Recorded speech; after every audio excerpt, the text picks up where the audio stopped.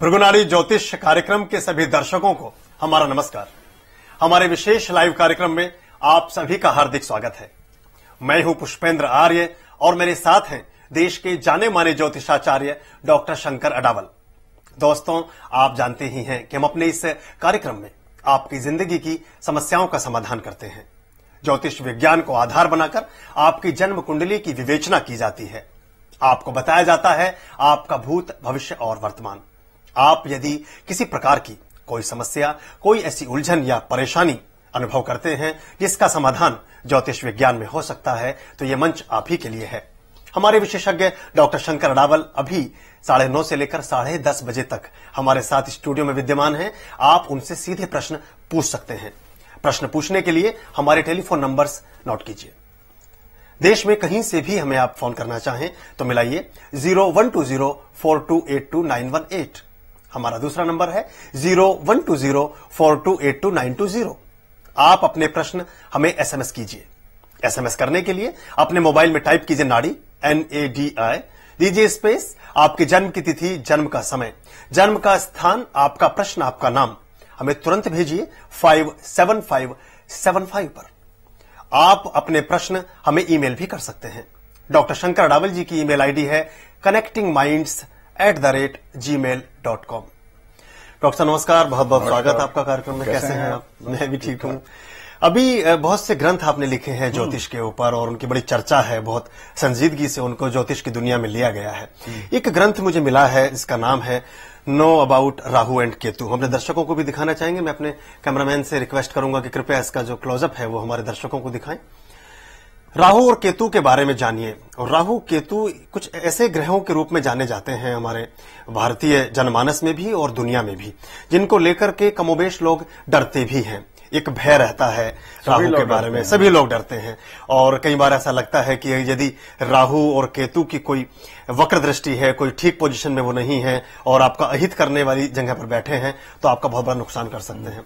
इस पर चर्चा को हम प्रारंभ करना चाहेंगे। तो अगर हम जानना चाहें इन दोनों ग्रहों के बारे में, तो राहु के बारे में पहला सवाल ले लेते हैं। राहु क्या है और उनका क्या प्रभाव हमारी जिंदगी पर आता है? देखिए, जिंदगी का जो संचालन होता है, हमारे दो कर्म होते हैं। एक तो होता है पुरला कर्म, पिछले कर्म से पैदा होते हैं। वो सूर्य, अन्यथा जो ग्रंथों में लिखा और जो मेरा निचोड़ है, वो सूर्य जो होता है वो स्ट्रांग होता है, जो कि हमारे पिछले जन्म के जो भी कर्म हैं उनको अपने साथ लेकर आता है। सोल सूर्य होता है। और सूर्य के 3 राशियां होती हैं, एरीज, लियो और सैजिटेरियस। 1, 5 और 9 जिसे आप कहते हैं, ये 3 राशियां सूर्य की होती हैं। और इनके क्रमतः 3 राशियां होंगी 7, जिसमें सूर्य नीच का होता है लिब्रा के अंदर 11 और 3। तो ये नेगेटिव राशि सूर्य के साथ होती है।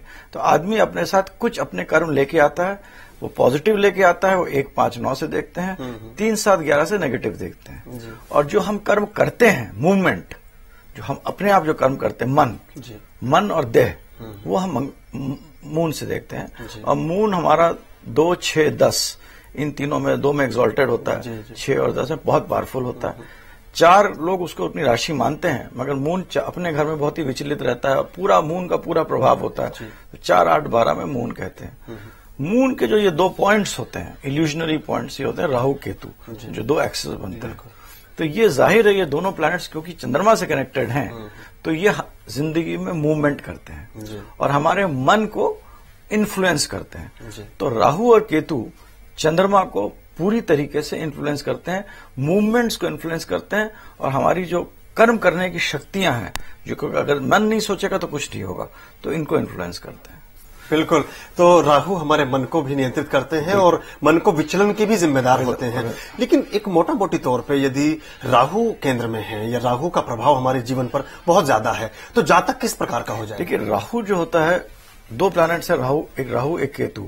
राहु एक्सपेंशन का प्लान होता है, आदमी को ऊपर बढ़ाता है, सब करने को करता है। केतु जो दूसरा पॉइंट होता है वो कंट्रैक्शन का होता है। हर चीज, अगर कोई क्वेश्चन आता है बीच में तो आप बता। जी, एक दर्शक हमारे साथ जुड़े हैं और मैं उनको पहले शामिल कर लेता हूं और फिर हम बात करते हैं। चर्चा को हम बनाए रखेंगे। हेलो, आपका स्वागत है हमारे कार्यक्रम में। Thank you. आप अपना नाम बताइए, कहाँ से बोल रही हैं आप?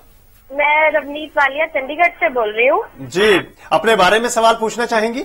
जी नहीं, मेरे भैया हैं दीपिंदर वालिया, उनके बारे में पूछना चाहती हूँ। उनकी जन्म की तिथि बताइए, जन्म का समय और स्थान भी बताइए। जी 19 मार्च 1978 19 मार्च 1978 12:55 PM 12:55 PM।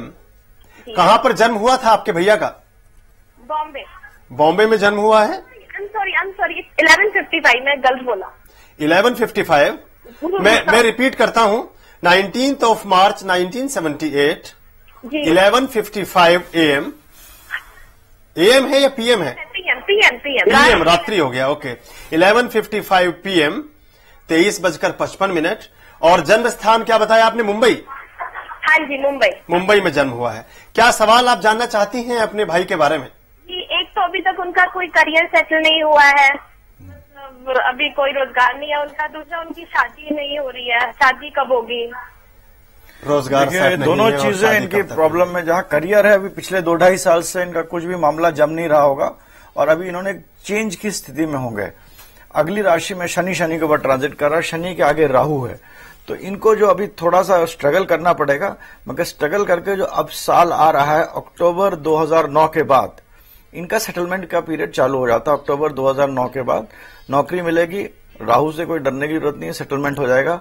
शादी का जहां तक है इनका, वो जब जुपिटर शुक्र के ऊपर आएगा और यहाँ केतु 2 साल बाद 2009-2011 में इनकी शादी होगी और सेटलमेंट का टाइम अक्टूबर 2009 के बाद आएगा। और कुछ पूछना आपको? और कुछ जानना चाहेंगी?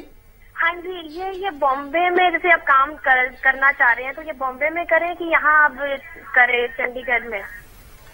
ये पूछना चाहती हैं कि ये काम करना चाहते हैं तो बॉम्बे में काम करें या यहाँ पर कर सकते हैं? इनका 4, 8, 12 में सबसे ज्यादा ग्रह है, तो इनको जो इनका जो भी जॉब होगी नॉर्थ की तरफ होगी, नॉर्थ इंडिया की तरफ, नॉर्थ इंडिया की तरफ होगी, तो यही होगी। तो यही होगी, यानी कि चंडीगढ़ या जो भी जिसको हम उत्तर भारत कहते हैं उन क्षेत्र में यदि काम करते हैं तो ज्यादा कामयाब होने की संभावनाएं मेरे हिसाब से वहीं करेंगे, भाग्य ऐसा होगा इनका। और डॉक्टर साहब कहते हैं कि कुछ युति ऐसी बन रही है, ग्रहों की पोजीशन कुछ ऐसी है कि करने का मौका भी वहीं मिलेगा। बहुत बहुत शुभकामनाएं आपके लिए भी, आपके भाई के लिए भी।